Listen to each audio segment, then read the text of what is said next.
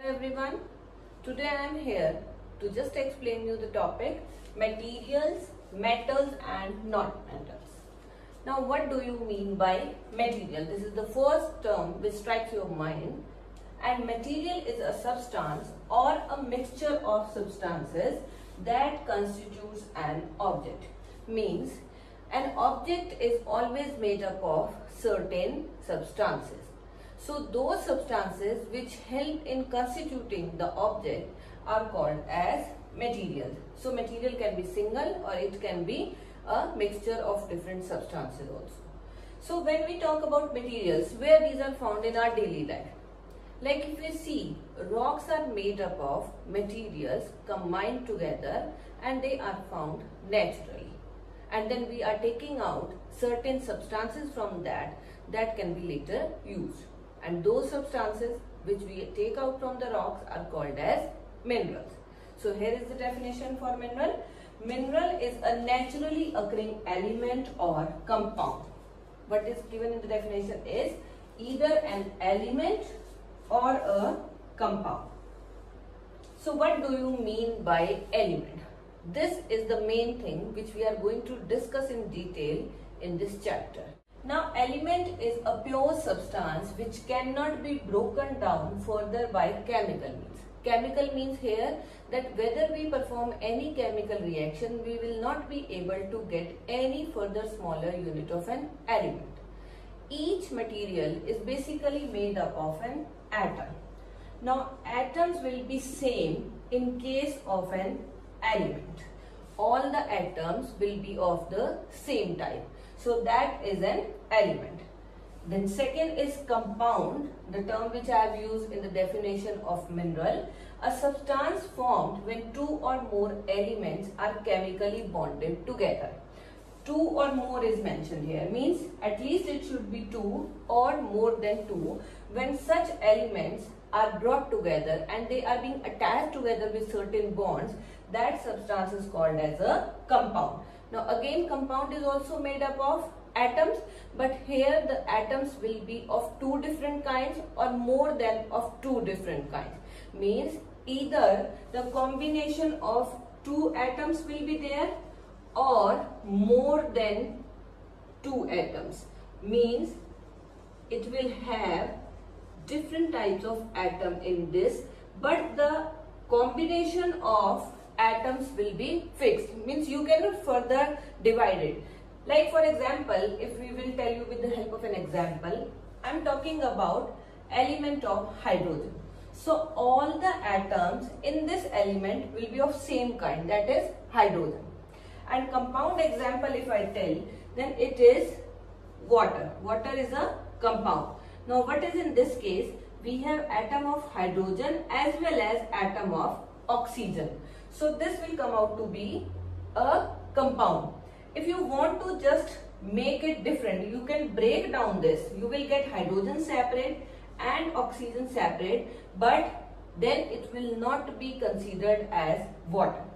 If you want that you have written it like this, then it will come out to be totally wrong because it will not turn out to be water. So this also has a fixed number of atoms present in it, but it will have different elements present in it. Means here hydrogen and oxygen, two elements are present to make a compound. Here only one element, that is of hydrogen, is only present. So this is the basic difference between an element and a compound. More detail you will be learning in your higher classes, then it will be easy for you to understand.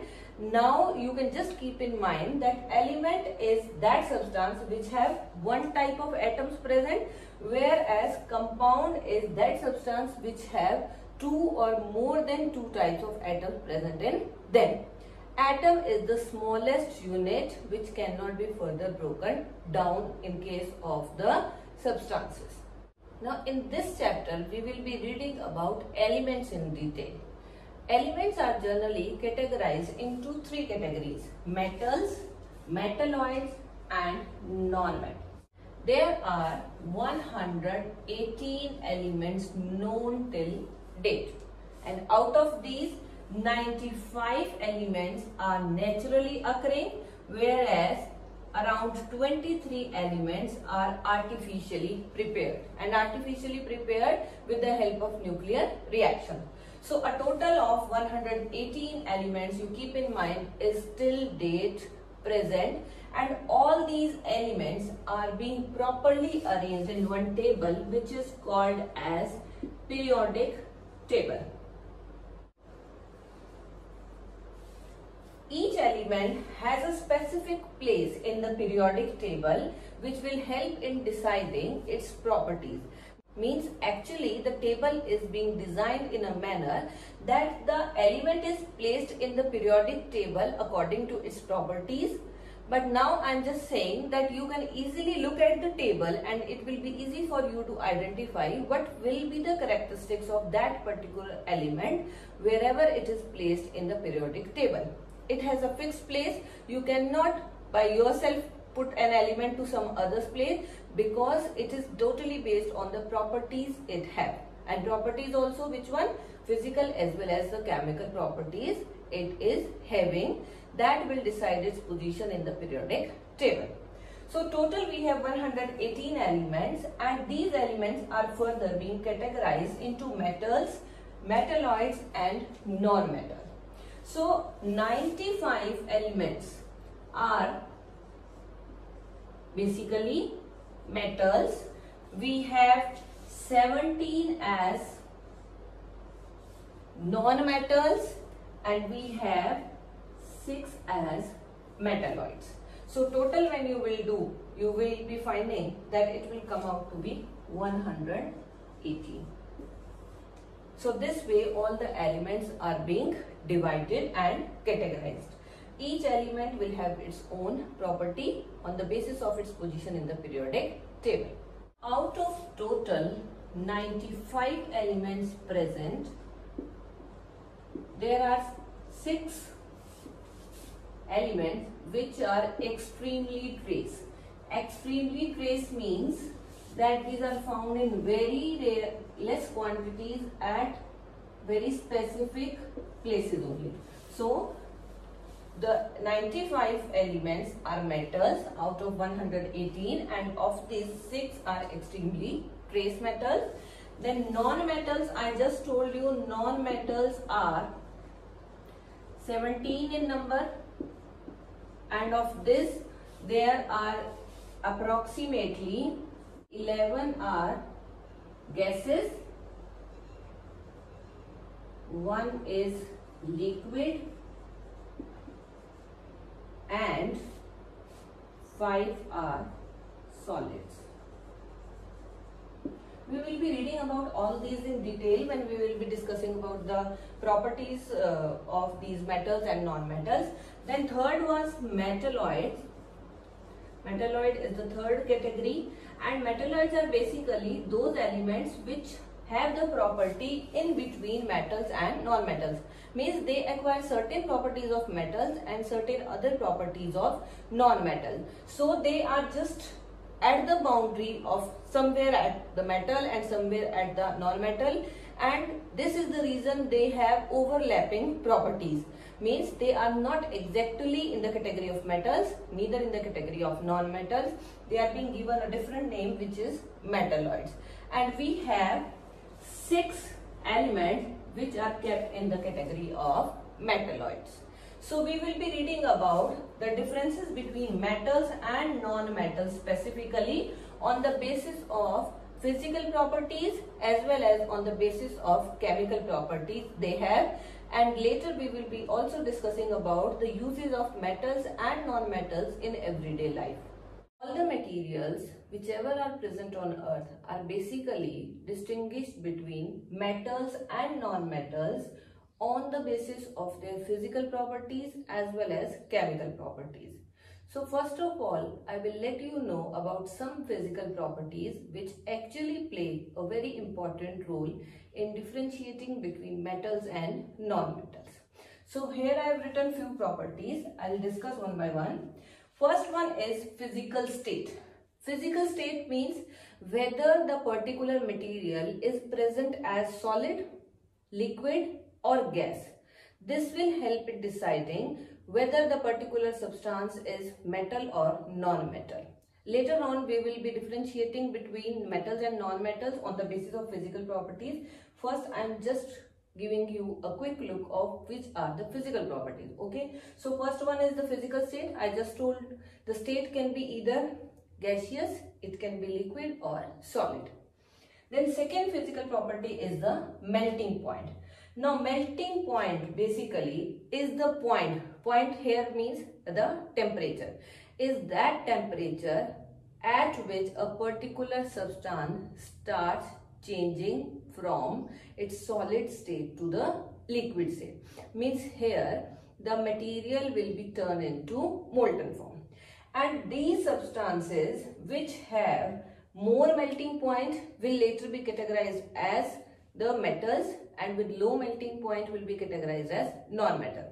What basically makes melting point? Melting point is the temperature at which the atoms which are tightly packed with each other through certain bonds, they will break and ultimately will separate those atoms. Means it will increase the distance between the atoms, and that will lead to change in its state.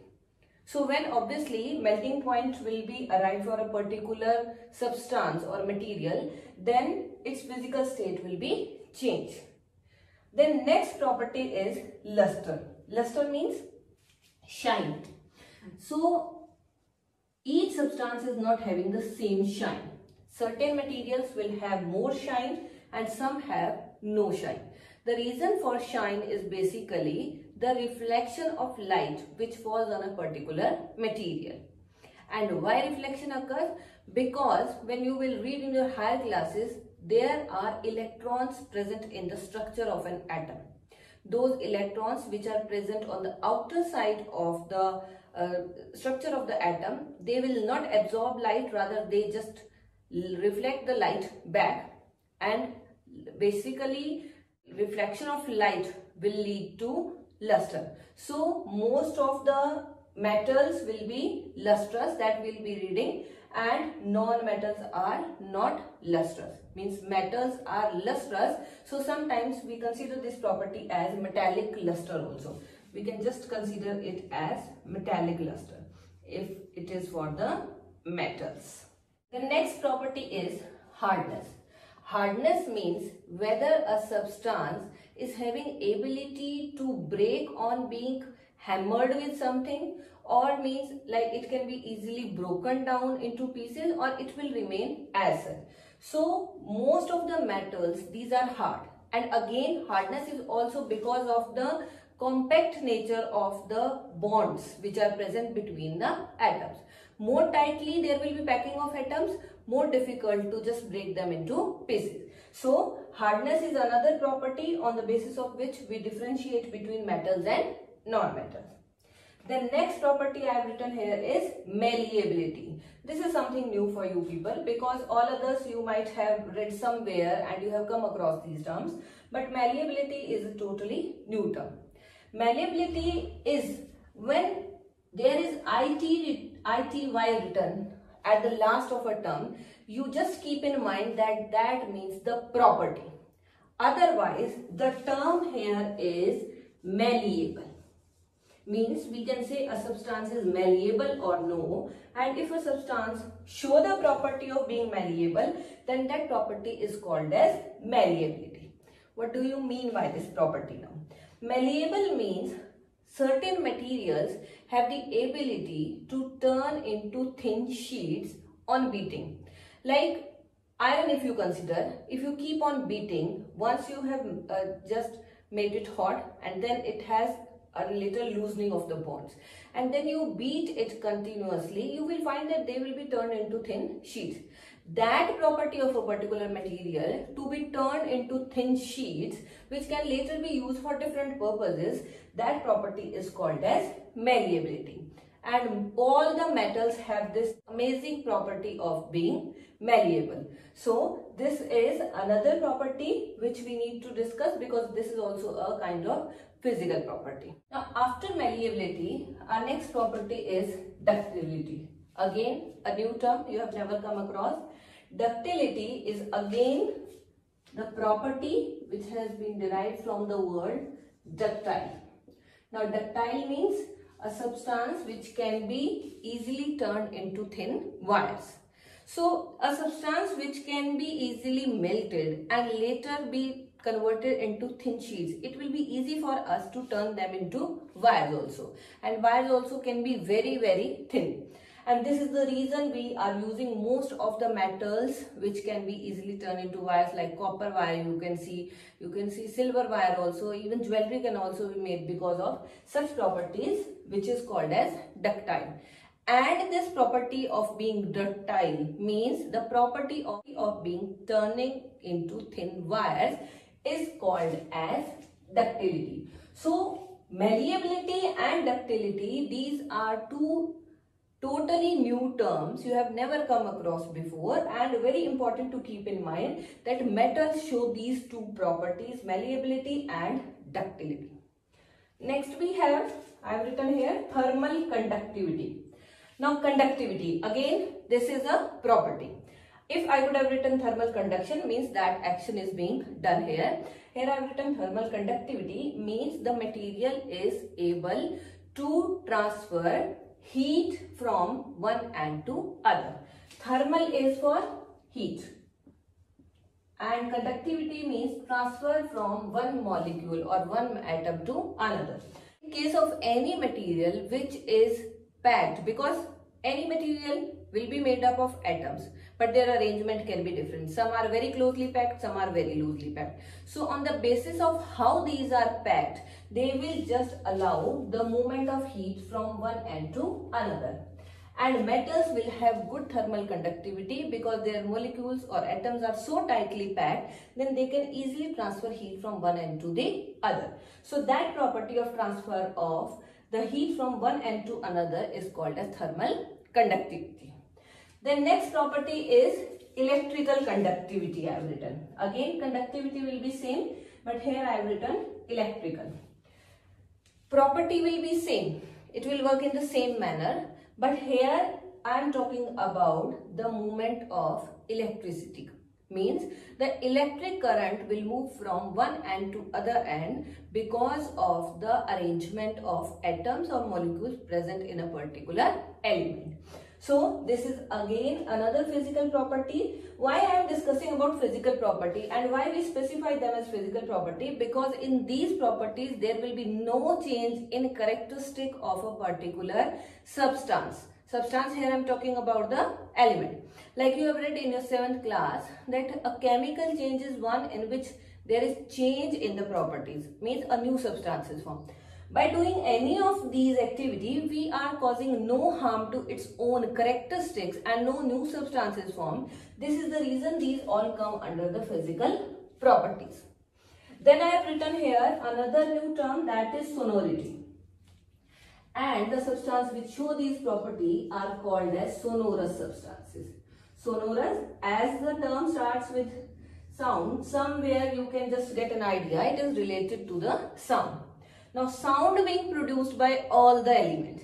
Some will produce very soothing sound, some will produce very harsh sound. So here sonority is the property in which a particular element has a property of producing a ringing sound. Ringing means it will give you a sound which is very soothing and can easily be detectable. So most of the metals, they will have good sonority, means they produce good sound which can be audible from far away and is called as the ringing sound. So the substances which show this property means they will be showing sonority.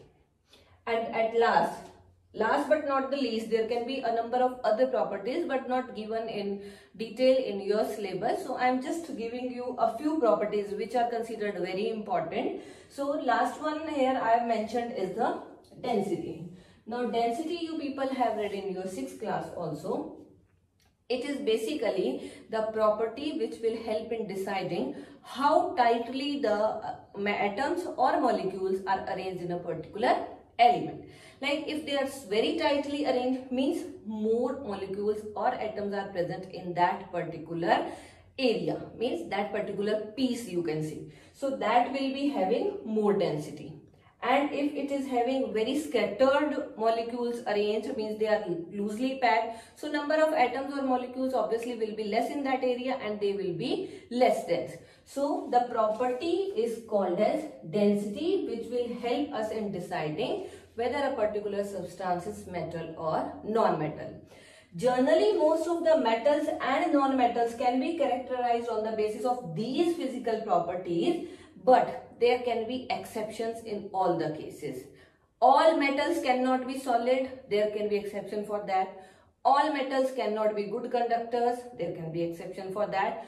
All metals cannot be hard, there can be exception. Same way, all non-metals cannot be of the same state, there can be exception. So this is just a brief of the physical properties. Now I will just explain you how you can differentiate between metals and non-metals on the basis of these physical properties. Here I have drawn a table to show differences on the basis of physical properties between metals and non-metals. I have drawn 3 columns. One is for property, which I am talking about, then metals and non-metals. Now first property, this is the state. Now state of metals is solid, means most of the metals, rather all the metals, they exist as solids except for the mercury, which exists in liquid state at room temperature. When we talk about their state, we always talk about the room temperature. If you are just considering that you have just given high temperature to a particular solid, then obviously it will turn to be liquid. But when we talk about the properties, we always talk about the properties which they show at room temperature. Then non-metals can either be solid, liquid and gas. But most of the non-metals, they exist as solid or this gas. Solid example can be your carbon, your sulfur. These are the examples of solid non-metals, and your chlorine, oxygen, these are the examples of your gaseous non-metals. We have only one liquid non-metal present on earth, and that is bromine. So bromine is an exception for the non-metal which exists as liquid, and mercury is the metal which exists as liquid at room temperature. Another property which I have written here only, it is the hardness. Hardness means the molecules or atoms are how much tightly packed. So in case of metals, the atoms are tightly packed, so metals are considered very hard, except for sodium and potassium.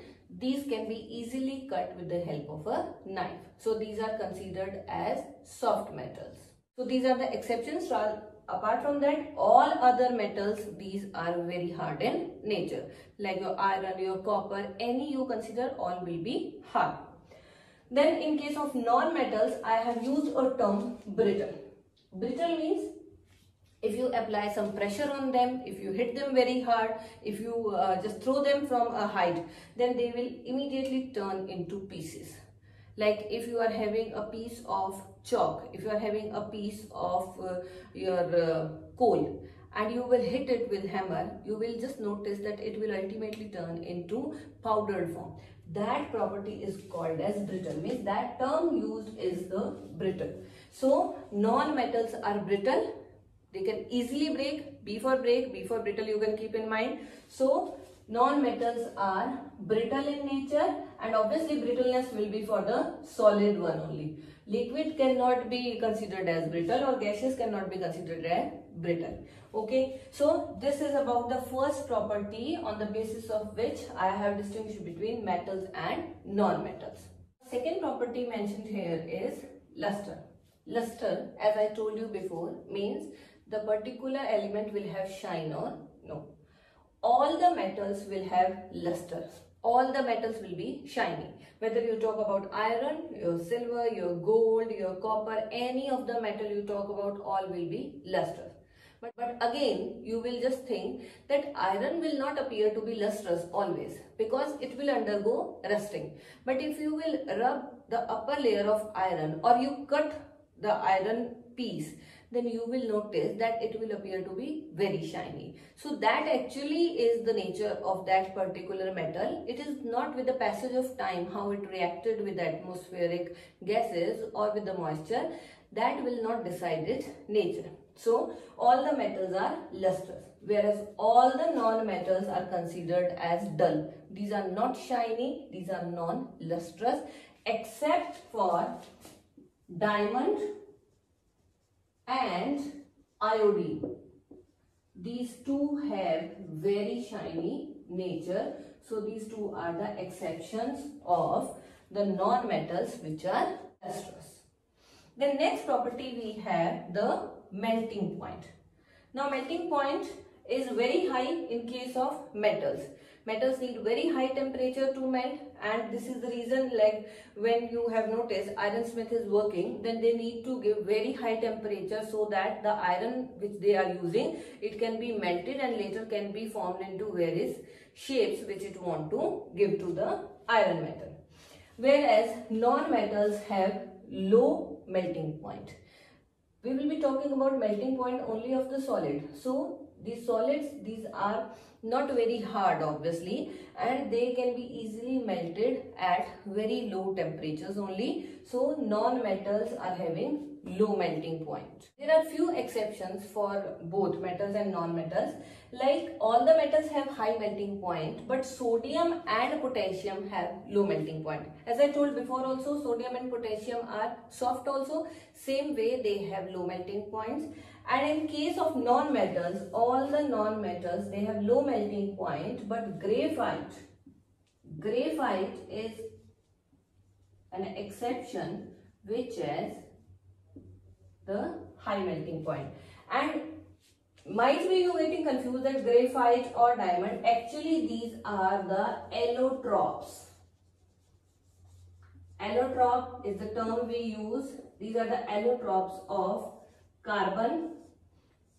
Graphite and diamond are the allotropes of carbon. So diamond is very hard also in nature. It is an exception. Diamond is shiny also in nature, have an exception. And another allotrope of carbon, that is graphite, it has high melting point as compared to all other non-metals which have low melting point. Next property is malleability. Now malleability, as I told, it is the property of a particular element to be turned into thin sheets by beating it very hard. Now all the metals are very strong, so obviously it is easy for us to turn them into sheets. So all the metals are malleable. Whereas non-metals are non-malleable, because one thing I have told you before also, that the solid non-metals which exist as solids in nature, they are already brittle. So when they are brittle, so when you use some hammer for turning it into thin sheet, they will be just crushed into powder form. So they will not be turned into thin sheets. And this is the reason we consider all the non-metals as non-malleable. Then next we have ductility. Ductility is the property by which a particular element can be converted into thin wires. All the metals can be converted into thin wires because these are very hard and they can easily be turned into thin wires. They can be easily drawn into wires, which wires can be later used for different purposes. Whereas non-metals again are non-ductile because these can again not be converted into anything because of their brittle nature. After ductility, we have another property which is conductivity. I told you conductivity can be thermal conductivity as well as electrical conductivity. So metals are good at both, means they can be good thermal conductors as well as they can be good electrical conductors. All the metals, they have good thermal conductivity, good electrical conductivity, and they can be easily used for doing this purpose of conduction. And most of the metals have good thermal as well as electrical conductivity, and silver is having the best conductivity. So silver is considered as the best conductor, whereas lead cannot be considered as very good conductor because it is a little poor in conduction. Apart from lead, there is mercury, again cannot be used for conduction. Then in case of non-metals, all the non-metals are considered poor conductor of heat except for graphite. Graphite is considered as good conductor of heat. This is the exception. Otherwise, all the non-metals are poor conductors of heat and electricity. Then next is sonority. Sonority means the ability to produce ringing sound. All the metals are sonorous. So, some of these like copper, iron, these are used for making the bells. And non-metals, these are non-sonorous. Non-sonorous means they will not produce the ringing sound. This is the reason these are not being used for any such activity like we use the metals. Then last property here I have written is the density. Density means how tightly the atoms are present in a particular element. In case of metals, these are very tightly packed, so their density is high. Whereas in case of non-metals, these are loosely packed, so their density is low. And this is the reason that because of the high density, all the metals exist as solid. And because of the low density, only few non-metals exist as solid. Some exist as liquid, and some others exist as gases. Basically, the state of a particular substance will be decided by its density. So, more dense the particular element will be, it will be of the solid nature. Less dense means it will be shifting from the liquid, and then ultimately with the lowest density it will be a gas. So this is all about the differences of metals and non-metals on the basis of their physical properties. Hope now it is clear to you that how you can distinguish between a metal and a non-metal. Exceptions are always there whether you talk about metals or non-metals. So those exceptions are required to be learned. Otherwise, most of the metals and non-metals follow the same pattern. And non-metals. Now chemical properties in the same way as physical properties we have discussed, that will help in differentiating between metals and non-metals. So chemical properties are also helpful in differentiating between metals and non-metals. The first property which we will consider is how a particular element reacts with oxygen. Reaction of elements with oxygen will also play an important role in deciding that whether a particular element is metal or non-metal. Now, if there is an element, here I am just separately telling you how metals react. Let M is for a metal.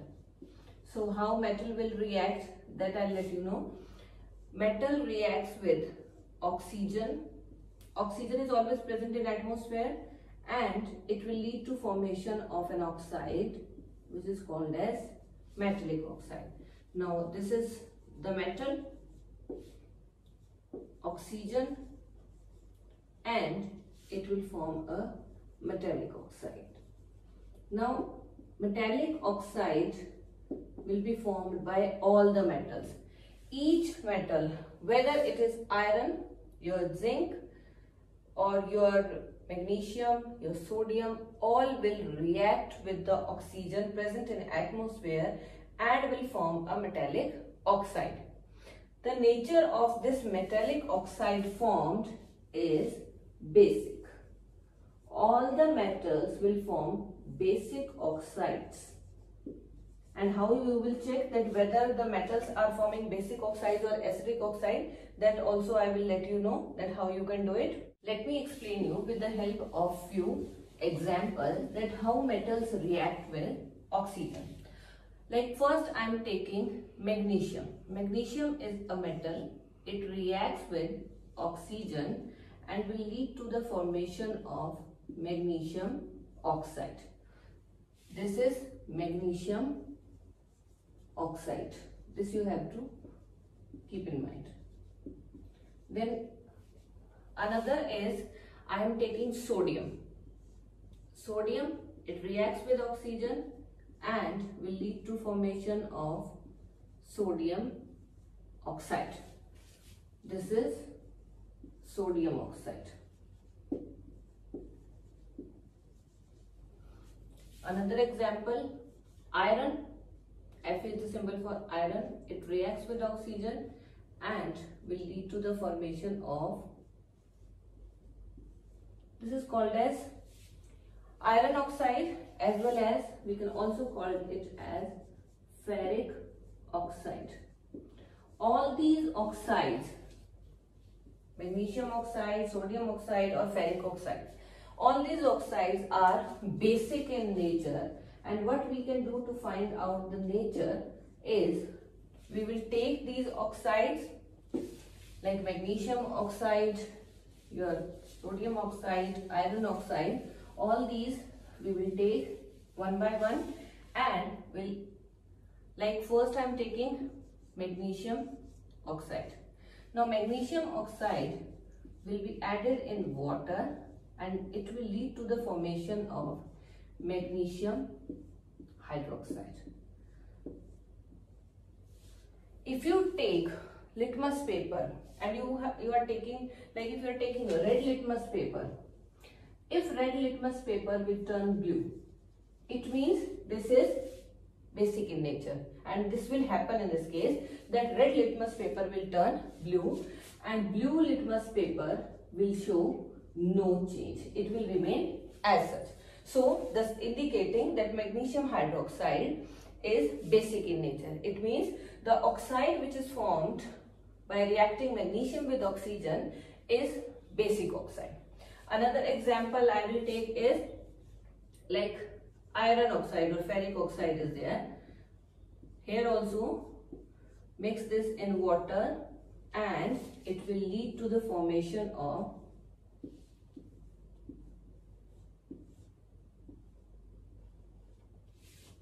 this is again basic in nature by testing with the help of litmus paper.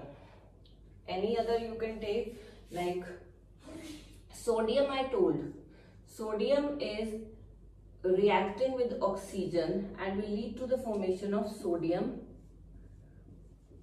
oxide, but this is highly reactive. As soon as oxygen will come in contact with sodium, it will react very vigorously, very fast, and will lead to formation of more energy, more heat will be produced, thus leading to sudden catching of fire. And if you will try to put this in water, then further the reaction will be enhanced. Then I will just explain you with another reaction. Copper is also a metal. Copper, you have noticed, with the passage of time will acquire a green color coating on it. Green coating will be formed with the passage of time if you notice any copper vessel. So this green coating is basically due to the formation of a substance which will be formed because of the reaction between copper, water, carbon dioxide in atmosphere and oxygen in atmosphere. It will lead to the formation of copper hydroxide and copper carbonate. So actually this substance, these two substances formed accumulate as green color coating, which will be formed on the vessels when they are exposed in air for long time. So because of the reaction with oxygen, most of the metals you will notice they react with oxygen and will lead to formation of oxides, and oxides are basic in nature, and that basic nature of the oxides can be detected by using the litmus paper. If you are taking red litmus paper, obviously it will turn blue, and if you are using a blue litmus paper, it will show no change. So this is about reaction of metals with oxygen. Then we have reactions of non-metals with oxygen. How do non-metals react with oxygen? That I will show you with the help of an example. Like this is NM, I am writing for a non-metal. Again it will react with oxygen and will form one oxide which will be called as non-metallic oxide. Like metallic oxides are basic in nature, non-metallic oxides are acidic in nature. Acidic in nature, how we can detect? By using the litmus paper. And what you will do is, you will take any non-metallic oxide and put some water. It will lead to formation of acidic solution. Acidic substance will be formed. For example, can be clearly understood with the help of an example. Sulfur you take. Sulfur is a non-metal, I told you before. Take sulfur in a deflagrating spoon in a glass jar and burn it. Burning happens in the presence of oxygen. It will lead to formation of sulfur dioxide. Now this gas will be filled in that gas jar, and after the whole burning takes place, what you have to do is, you have to add some water in the gas jar and shake it well. The gas which is present inside the jar will mix with the water, and that solution will later be tested. Now when this will react with water which I have just added, it will lead to formation of substance which is called as sulfurous acid. And by using the litmus paper, if you are taking blue litmus paper, it will turn red. If you are taking red litmus paper, it will show no change. So again, with the help of litmus paper, we can just check the nature of a particular oxide formed by reaction of a non-metal with oxygen. This is for sulfur. Another, carbon, again a non-metal, reacts with oxygen, will lead to formation of carbon dioxide. Carbon dioxide will be mixed in water and it will lead to formation of, this is carbonic acid. Again can be checked by using the litmus paper strips. So when non-metals react with oxygen, they will lead to the formation of non-metallic oxides which are acidic in nature, and that acid nature can be easily checked by using suitable litmus paper strips. So litmus paper strips are the best way just to check the nature of the oxides formed after reacting with oxygen.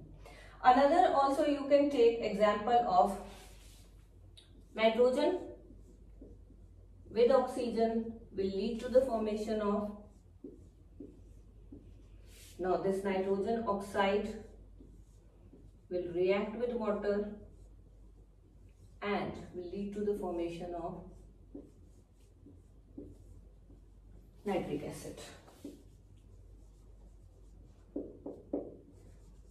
You can easily detect with one more thing, that when these acids are formed, there will be formation of H. You can see there are hydrogen ions formed in this case, whereas when you are forming any metal like magnesium hydroxide, you will see, then there will be formation of OH ion. This will be formed. So this will be in the most of the cases. Now hope it is clear to you how reaction takes place in case of metals and non-metals with oxygen. How actually these metals and non-metals react with oxygen. They form different oxides. So when you are writing the difference between the metals and non-metals on the basis of how they react with oxygen, then you will obviously write that metal oxide, these metals will form oxides which are basic in nature, and non-metals will form oxides which are acidic in nature, and that nature can be easily detected with the help of litmus paper, as I told you before. So hope now this is clear to you that how metals and non-metals react with oxygen. I will explain you how elements react with water. So that is the second chemical property we are going to discuss. First I will tell you how metals react with water. And this can be easily explained with the help of an example of sodium. Now sodium, you all have read that it is highly reactive element and its symbol is Na. Now this can be understood with the help of activity, and for that activity you need sodium metal.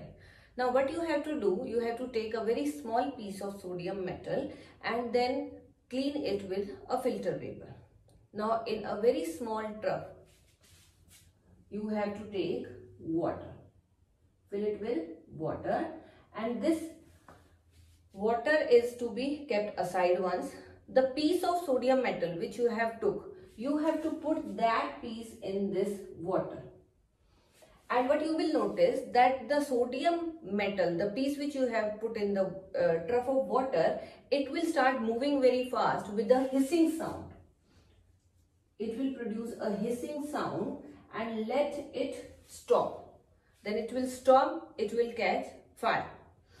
And if you will touch that trough after that process has stopped, then you will notice the trough will turn hot. This is because when sodium reacts with water, a lot of heat is liberated or generated that has made the water hot. And sodium is considered as a highly reactive metal, and this is the reason we store sodium in kerosene. It is never stored in water and it reacts very fast, very vigorously with water, and we store it in kerosene for our safety. How it reacts? What is the reaction? Sodium metal, it reacts with water and it will lead to the formation of sodium hydroxide and hydrogen gas. Hydrogen gas will be liberated in this reaction. This is sodium metal, water, and on reacting it will produce sodium hydroxide along with liberation of hydrogen gas. So hydrogen gas liberation is basically an indication of that metal is reacting with water. And if you carry out this process with other elements also, other metals I will be talking about, then you will notice that hydrogen gas is liberated there. Next I will tell you how reaction with magnesium takes place. Now magnesium. Magnesium, everybody knows the symbol of magnesium. It is Mg. Now magnesium reacts mildly. Mildly means it will not react very fast with cold water. Whereas if you have hot water, then it will react vigorously. Vigorously means very fast. So this you have to keep in mind that when it is cold water, there will be mild reaction of magnesium, whereas when the water is hot, there will be vigorous reaction. And how the reaction occurs? Magnesium reacts with water and will lead to the formation of magnesium. What it will be formed? Hydroxide. Magnesium hydroxide along with the liberation of gas. So this is how magnesium metal reacts. This you have to keep in mind that when it is reacting with cold water, it will react very mildly. Sometimes you will notice that if you are testing with litmus paper, you will find that it is showing no result with the litmus paper we are using. If you are using a red litmus paper, then you will think that there will be no reaction occurring. It means it is because of the mild reaction taking place, whereas when you are using hot water, it will show very good response, and you can easily test that by using the litmus paper. Then I will tell you about zinc, another metal. Now zinc is and iron. Symbol is. Now if you will notice that zinc and iron both will not react with cold water, both will not react with hot water. Now they are not reacting with cold water as well as with hot water.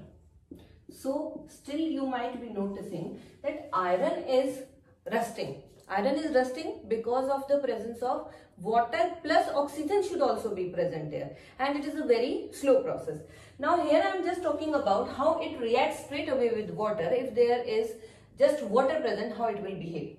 It will not react with cold water, will not react with hot water. What it will do, if you are having steam present, then iron will react with steam, and it means if you are heating water for long and it has turned to steam, that time it will react with iron. So iron also is showing reaction with water, but the state is steam, means it will not react with hot and cold water. Zinc will show no reaction with hot and cold water. Another example of copper, again copper will show no reaction with hot and cold water. Not even if you are boiling the water, still it will show no reaction.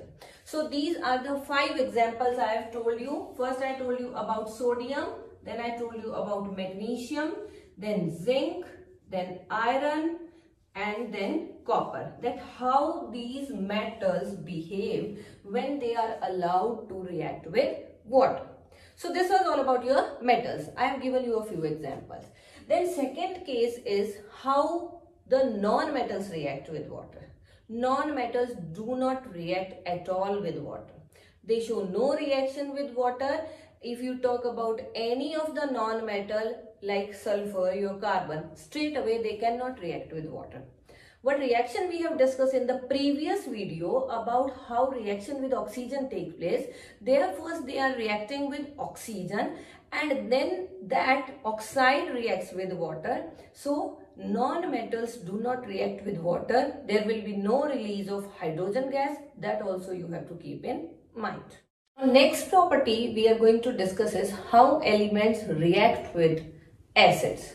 Now here I have drawn a table, and in this table you will find that I have written both elements. Metals I have written and few non-metals also I have written. So this can be done with the help of an activity. What you have to do in the activity, you have to take 6 test tubes. Label them as A, B, C, D, E and F. Now in each of the test tube you will put these elements. Like in A test tube you will put magnesium, in B you will put aluminium, in C you will put iron, in D you will put copper, and in E you will put coal. Now coal means it is having carbon, and in F you will put sulfur. Now what you have to do, you have to take dilute hydrochloric acid. Here I have written hydrochloric acid, and here you might be thinking that I have written cold or hot also. Cold I am talking about the room temperature, hot means when I am heating. Same here I have drawn another table where I have written reaction with sulfuric acid, in which cold and hot. Same way as for reaction with dilute hydrochloric acid. Now what you have to do, you have to take 5 ml of dilute hydrochloric acid and you have to pour in each one of these one by one. And you have to wait patiently to notice what happens when you are pouring. You will find that magnesium will react with this hydrochloric acid at room temperature or when it is cold. It will show a reaction. Aluminium will react, it will show a reaction. Iron will react and it will not show reaction here, but if you will heat the test tube, then you will find it will show reaction with hot hydrochloric acid. It means on heating iron reacts with this particular acid. Then with copper you will see that copper will show no reaction at room temperature and it will show no reaction even when it is heated. Means copper show no reaction with dilute hydrochloric acid. Then we have coal.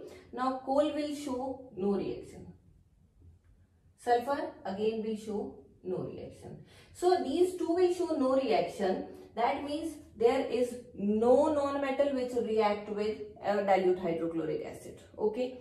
Then when I have tried with this, I will now switch to another acid to check whether my results which have come out to be with the dilute hydrochloric acid are same as with dilute sulfuric acid. So in another test tubes, what I will do, I will arrange in the same manner and now I will pour 5 ml each test tube and will pour 5 ml of sulfuric acid to each test tube.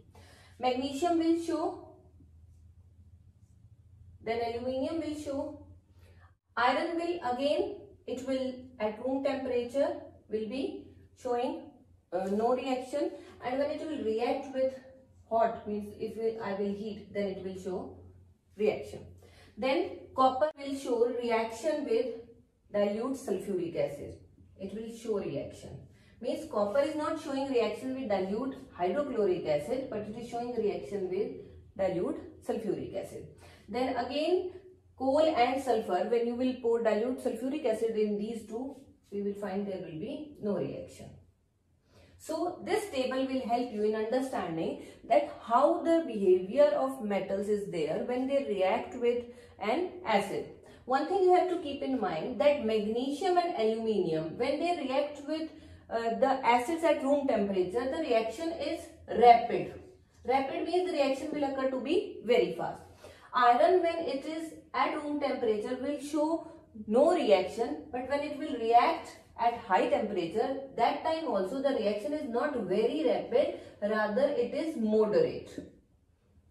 Same way, copper also, when it will react with sulfuric acid, then the reaction will be moderate. So hope now it is clear to you how reaction of elements takes place with acids. Now I will tell you with the help of equation that what actually is formed when these elements react with the acids.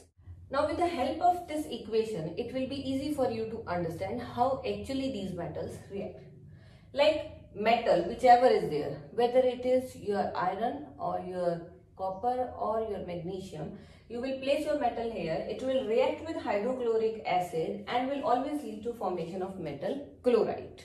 And hydrogen gas will be liberated.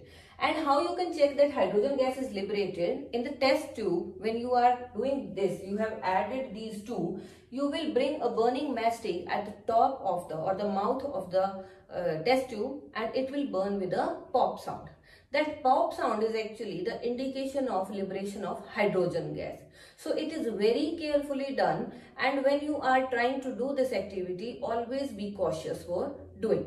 Now this is a journal reaction I have written. You can try writing your reaction with the help of any of the metal which you want to show.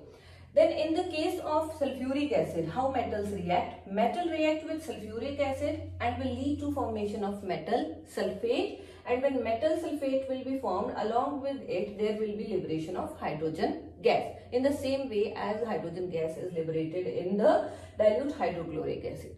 One more thing to be kept in mind, that we are taking dilute acids in both the cases. Now because of this reaction, there will be liberation of hydrogen gas. That is very important to keep in mind, and checking of release of hydrogen gas can be done by bringing a burning matchstick near the mouth of the test tube, or you can bring a burning candle also. So it will immediately burn with a pop sound. So that will help in indicating that yes, hydrogen gas is released. It means the particular element was reacting with the acids.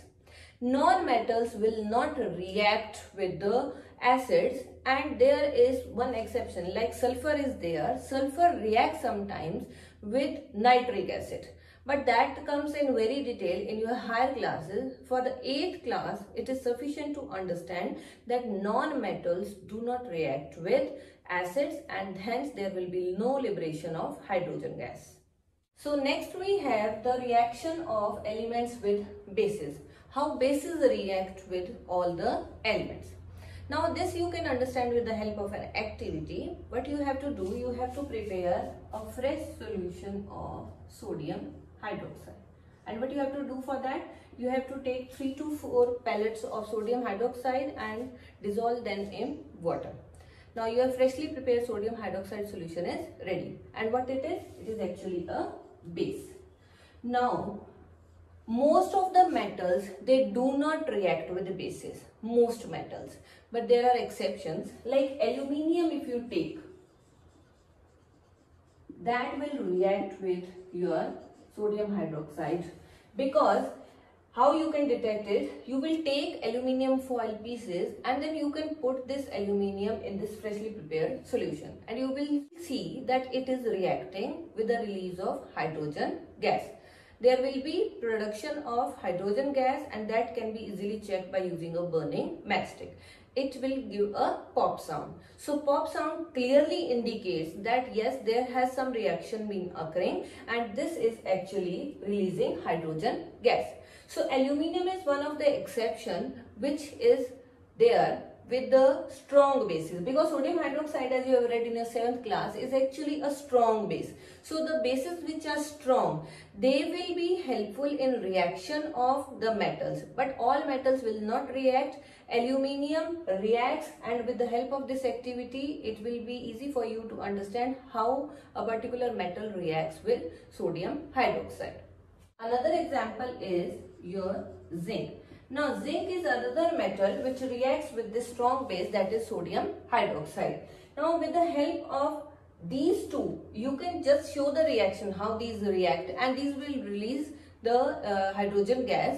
So these are exceptions. Otherwise, for journal you will be mentioning that most of the metals do not react with bases.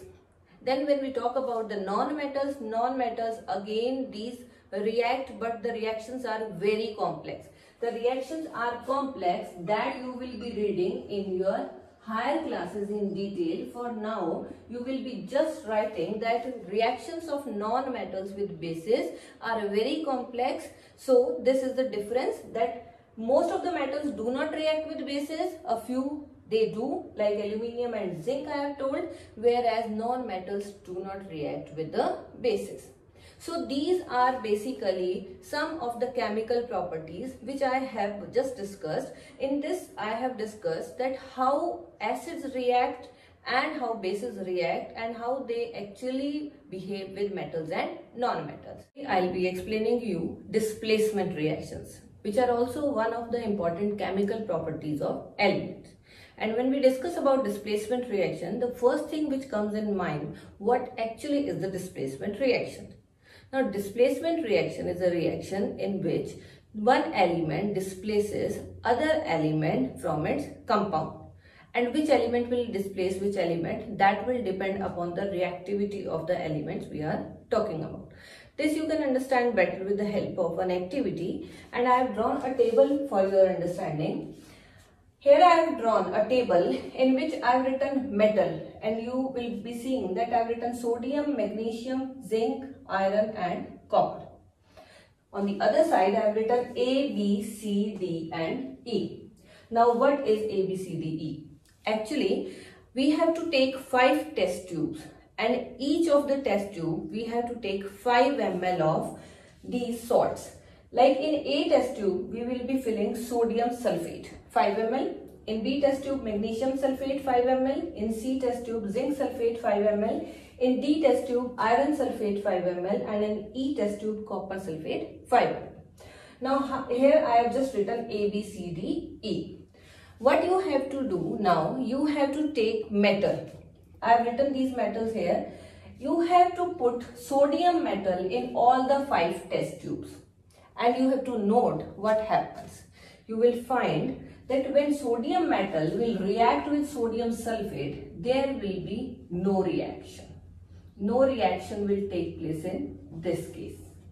When sodium metal is in the B test tube in which we have magnesium sulfate, you will find there is some reaction occurring. And which reactions will occur, that I will let you know. In C, in which we have zinc sulfate, when sodium is added to that, again reaction will occur here, and same is the case with D. In D we have iron sulfate, reaction will occur here, and in E test tube which we have copper sulfate, on adding sodium there will be a reaction. Means you will find there will be reaction in all the cases where we have added sodium except for the sodium sulfate solution, the test tube which we are having. Now this we have noted. Wash the test tubes. Now again fill the same solution, salt solution in them, and then you have to add magnesium this time one by one. You will find that there will be no reaction when magnesium is added in sodium sulfate. There will be no reaction even when magnesium will be added in magnesium sulfate. There will be reaction when magnesium will be added in zinc sulfate.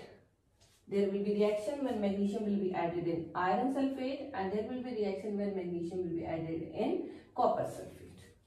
Again, you have to wash the test tubes, fill them again with the same salt solution, and now you have to put zinc in all of them. What you will find? There will be no reaction when zinc is added in sodium sulfate, no reaction added in magnesium sulfate, no reaction when added in zinc sulfate. Reaction will occur when it is added in iron sulfate, and reaction will occur when it is added in copper sulfate. Okay. Again, wash the test tubes, fill them again, and this time you have to add iron. When you will add iron, you will find there will be no reaction in test tubes A, B, C and D. There will be only reaction occurring when iron is added in copper sulfate. Got it? Again, same process is to be done. Wash the test tubes, refill them with the same salt solution. This time you have to add copper. When you will add copper, you will find there will be no reaction in any of the test tube. Now, you have to keep this in mind that there will be no reaction occurring when, first thing is, sodium is there and sodium salt. I have taken sodium sulfate, no reaction. Magnesium is not reacting when there is magnesium sulfate. Its salt is there, no reaction. Zinc again, where it is, it's salt. Iron with iron salt and copper with copper salt. That is okay, because as much of the metal will be displaced, it is of the same nature. Now the thing which we have to understand is why there is no reaction when magnesium is added in sodium sulfate, or why there is no reaction when zinc is added in sodium sulfate or magnesium sulfate. This you can understand with the help of one arrangement of these elements according to their reactivity. That arrangement is called as reactivity series.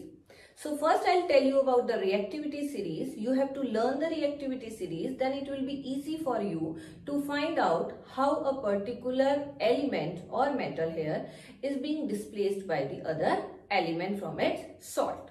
So here I have drawn reactivity series, and in this reactivity series I have arranged the element from potassium to platinum. We are not taking all the elements, we are just taking few elements which are considered reactive.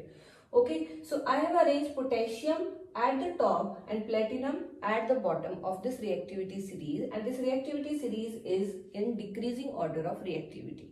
Means potassium is considered as the highest reactive or the most reactive metal, whereas platinum is considered as the least reactive metal.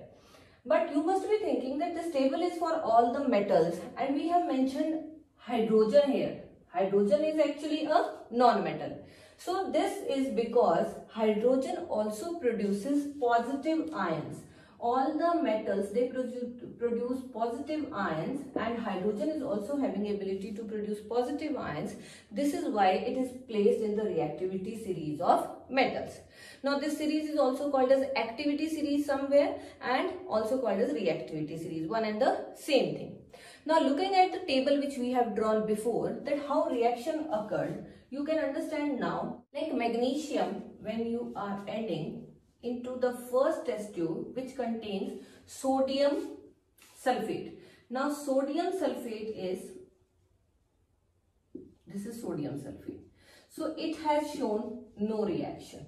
What is the reason for no reaction? Because you can notice from the reactivity series that magnesium is less reactive than sodium. Now because sodium is more reactive, it will remain at its own place and will not leave its place in the solution. So magnesium is not having ability to displace this sodium. This is the reason it has no reaction. Now in the second test tube, you have noticed that when we have added magnesium in the magnesium sulfate, again no reaction. The reason being the same element is present there, so there is no different element, so no displacement reaction will take place. Then the third test tube we have added magnesium. It was having zinc sulfate. Now zinc sulfate will show reaction. We told it will show reaction and it will form magnesium sulfate and will release zinc as solid. Now why it has done this? Because magnesium is more reactive in the reactivity series and zinc is less reactive. Now because zinc is less reactive, it cannot hold itself at its place and its place will be taken up by the magnesium. So it will form magnesium sulfate and zinc will be set free. Then in the next test tube, magnesium was added in the iron sulfate solution. And here you will find that it will form again magnesium sulfate and iron will be set free. Now again you can see from the table that iron being less reactive than magnesium, it again will be displaced. And in the last test tube we had magnesium in the copper sulfate and it will form magnesium sulfate and will set copper free. Again, the reason can be understood. The reason is that magnesium is more reactive than copper. It is very low in the reactivity series. Now this is one example. If you notice all the metals which I have took and placed in these salts, then you will find that it is easy for us to understand if you have learned this table. Why a particular element reacts, why it displaces the other, that is easily understood with this table. If some metal is already highly reactive and it is making a salt, you will add a less reactive metal in it. It will not be displaced from its salt solution. And the reason is very clear, because of its reactivity. So this is how you can understand how displacement reactions take place. Then we also have sometimes the reactions in which hydrogen is also available. Like if you are putting a particular element, like you are taking copper and pouring some sulfuric acid on it. Now sulfuric acid means it has hydrogen. Now what will happen? Because copper is less reactive, it will show no reaction because it will not be able to displace that hydrogen from the sulfuric acid. Now hope it is clear to you what actually are the displacement reaction and what is reactivity series and how these reactivity series are helpful in understanding of the reaction between different elements.